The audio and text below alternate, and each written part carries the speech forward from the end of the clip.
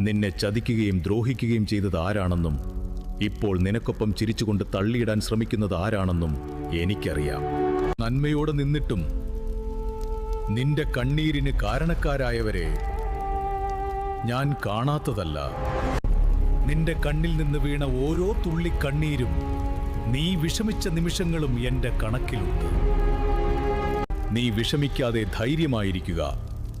നിന്നോട് അനീതി പ്രവർത്തിച്ചവർക്ക് ഒരിക്കലും രക്ഷപ്പെടാൻ കഴിയില്ല. അവർക്ക് ഞാനൊരു സമയം കൊടുത്തിട്ടുണ്ട്. അതുവരെയും വിജയിച്ച സന്തോഷത്തിൽ അവർ കഴിയട്ടെ. ആ സമയം കഴിയുന്നത് മുതൽ നിനക്ക് വേണ്ടി ഞാനൊരു തുടക്കമിടും. അന്നു മുതൽ നീ അനുഭവിച്ച അതേ വഴികളിലൂടെ യാത്ര ചെയ്ത് സമാധാനമില്ലാതെ അവർ അലയുന്നത് നീ കാണും. നിന്റെ കണ്ണീരിന് മറുപടി കൊടുക്കുന്ന നാളുകൾക്ക് അധിക ദൂരമില്ല. നീ ഭയപ്പെട്ട